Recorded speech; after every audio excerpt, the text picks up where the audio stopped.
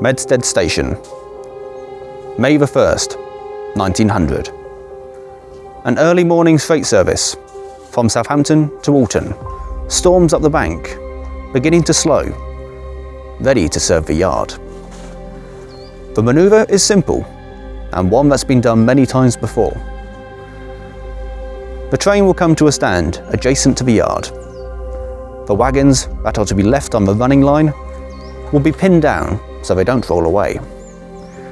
The wagons for the yard will then be uncoupled and shunted in. Except today, it would not go to plan. The train comes to a stand. The wagons are pinned down, and the yard wagons are uncoupled. And then the train crew watch in horror as the 19 fully loaded wagons and brake van begin to roll, backwards. Slowly at first, and they gradually pick up speed, going faster and faster, hurtling through the cuttings, across the embankments, round the corners, towards Ropley and to Alresford. The station master at Medstead has seen what's happened and is now frantically contacting Alresford to let them know about the fate that awaits them. At Alresford, the decision is made. The train must be derailed, and the route is set into a siding, a dead-end siding, by the bridge just above Jacqueline's Lane. The guard on the train, Charles Campbell, can only watch as his fate unfolds, as he's still in the brake van. He screwed his handbrake on as hard as possible, but it's no good. The train continues to pick up speed. He has two options. Does he throw himself clear and potentially seriously injure, if not kill himself in the process? Or does he stay on board and await certain death?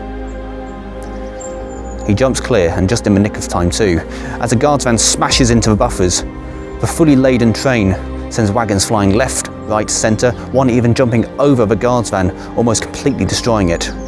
One wagon goes left, down the embankment, through a fence, and ending at a stand on Jacqueline's Lane.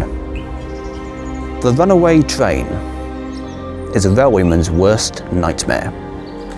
In all other situations, if in doubt, or if worse comes to worse, you can stop that train. But if that fails, you are powerless.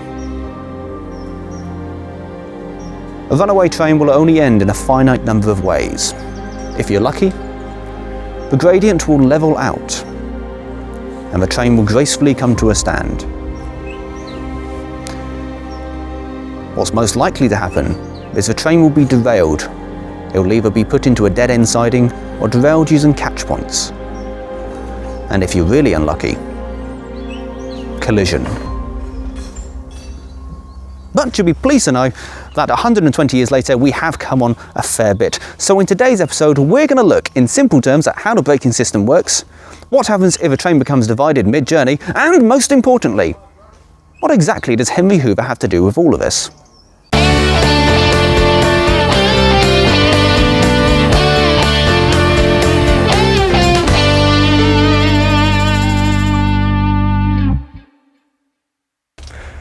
Nothing like a bit of drama to start the episode with.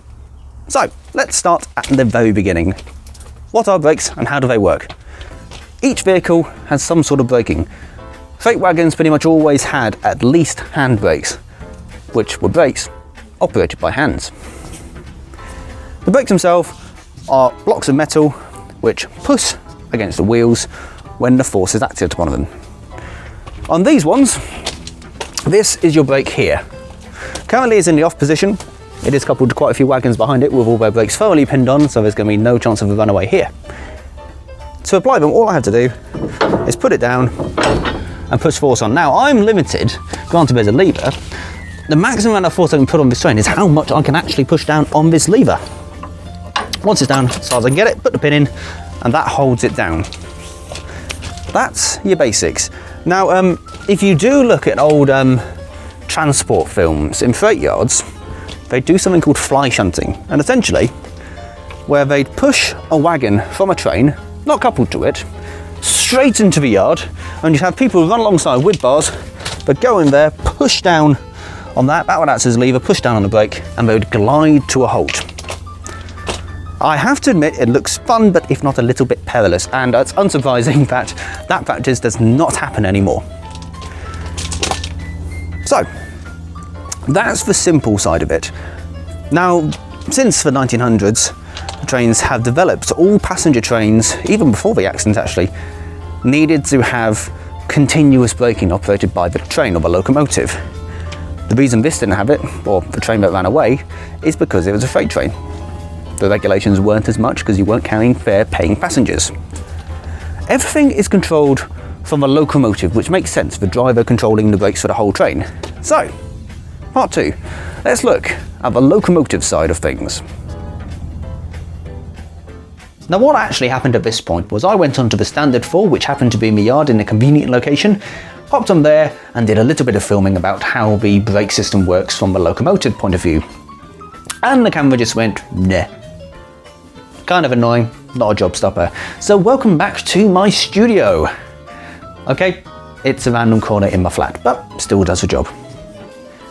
All locomotives and standard are going to have a handbrake, like in the wagons, and you can get some narrow gauge engines which only have a handbrake on them because that's really all they needed. They're just doing slate wagons or tipper trucks and that sort of thing.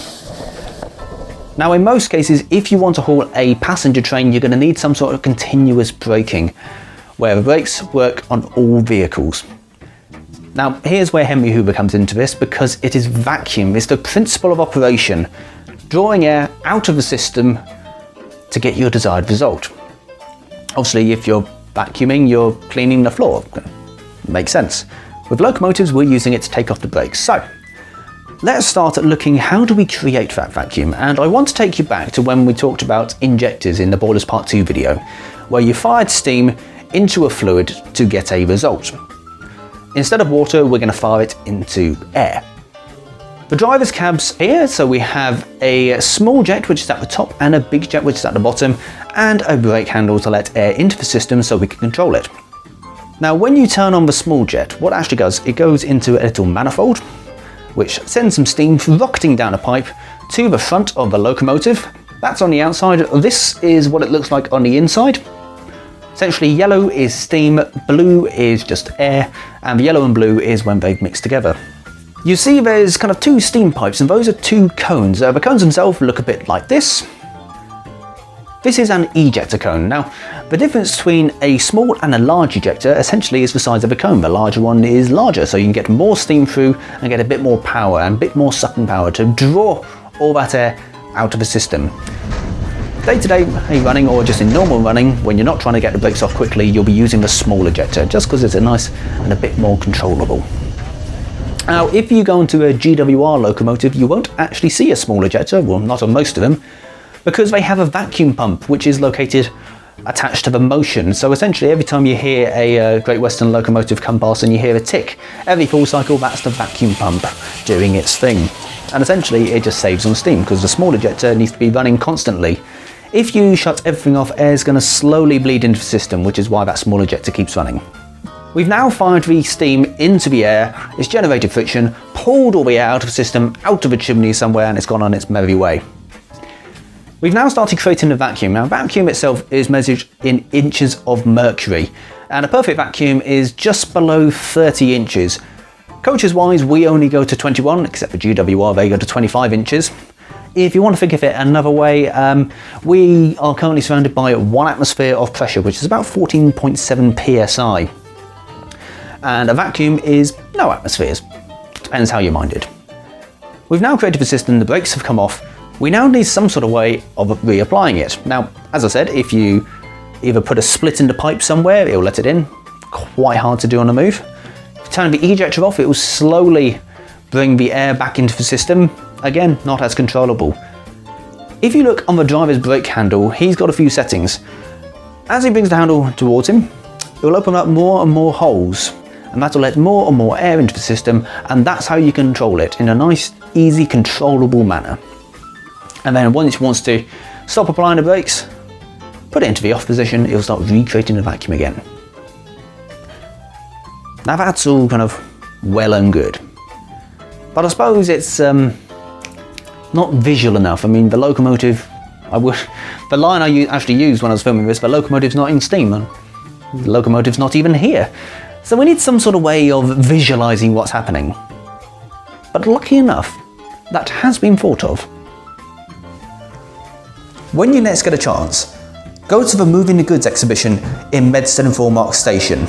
You'll see this box, which looks very interesting. This is how vacuum brakes work, and this is what it means in real life. So, first thing we need to do is turn on the ejector, and we do that by pressing the green button. What that's doing now is trying to charge the system, but obviously we're still letting air in. There's air still going through, so we need to somehow stop that. So, put our finger over the hole, and now the system is creating a vacuum, which will bring the brakes off. The ultimate test is when we start spinning it. When I take my finger off, these wheels should stop. Almost instantaneous. And it's actually quite challenging to move that. And that's just with the power of vacuum. Incredible technology. This is all well and good. Obviously, this is just a tiny little wheel, no weight on it. So what does it take to stop an actual coach? Let's have a look at what's underneath your seats when you come and travel up the Watercress line. And to do this, I bumped into Phil again from the Carriage department, who agreed to show us just what's involved. So, take it away, Phil. Thanks, Will. Here we are in the vacuum overhaul and testing shop for the Carriage cylinders. This is one we've got on the test rig now, all freshly overhauled. The idea behind the vacuum system is once the driver's created his vacuum in the train pipe, it then becomes a fail-safe in the sense that if there's any breakage in the pipe, for example a hose splits or the train splits itself, air will run into the system and will apply the brakes, which sounds simple enough, but what I'm going to show you now is the actual workings of the cylinder itself. So we're on the test rig now. Both gauges are showing zero vacuum. In other words, they're at normal atmospheric pressure.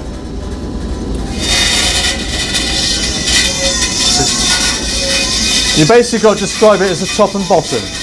The top is the reservoir and the bottom is the train pipe. The train pipe is the bit that runs along the whole length of the train. As you can see, we're just making just shy of 20 at the moment, bearing in mind it's trying to make a vacuum in here. The reservoir side will pull up to 21 and equalise with the train pipe pressure. It does that through a ball valve in the piston, which is what you can hear at the moment. So here we are now, train pipe's at 21 inches of mercury. That's the standard for most British railways. The reservoir side, so that's the top side of the cylinder, showing just shy of 21. It will do that anyway. What I'm going to do now is cut off the vacuum supply from the engine. You can see it stays at 21. I'm now going to replicate a full application from the driver or from a brake in the train.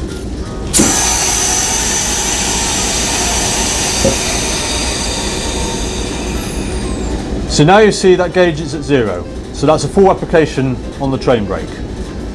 You'll notice the top side still has a vacuum in it. Immediately it's dropped to about 14 inches now. And the reason for that is as the piston is travelling up the cylinder, the volume of that reservoir reduces, hence why you get a reduction in the vacuum. But the force is effectively the same. What that's doing is that vacuum is actually drawing the piston up into the cylinder, and that is effectively linked to all the brake rigging on the train. That's what applies your brakes. If I was now to recreate the vacuum, that pulls back up again towards the 21, and what that does is now equalising both sides again, so both will come up to 21. After that, the pressures, if you want to call it that, are both identical on the top and the bottom. The piston itself though will now drop under gravity, and that is effectively what releases your brakes. When we're testing brake cylinders, obviously we can't attach the brake rigging to it, so we add a weight to the bottom of the piston rod, and that replicates the weight of the brake rigging in the real life scenario. Otherwise it won't work correctly on its own weight, as it were. There you are, guys. Hopefully that's answered a few questions, including the big one of what happens if a train becomes divided mid-section. Essentially, it'll stop. Nice one. Now, it may surprise you to know that they don't actually use vacuum that often on the national network now. They've switched over to air, but it's still the same sort of principles, moving actuators using differential air pressures. But the reason they switched over is essentially once you've created that perfect vacuum, the only way to increase the force and pulling power is to increase the cylinder and reservoir size. It gets to a point eventually where it's just a bit too much. So they switched over to air. Now, I actually thought that everything on mainline was air braked only, and I thought that until I saw Bahamas when she came down, and she's actually still only vacuum braking, and she works with vacuum brake stock when she does her rail tours. So I think that's a good enough excuse to end this episode with a lovely shot of Bahamas from the autumn gala just gone. So thanks again for watching, guys. Thank you to Phil for showing us around on the Carriage side, and I shall see you next time for another episode of Things You Now Know.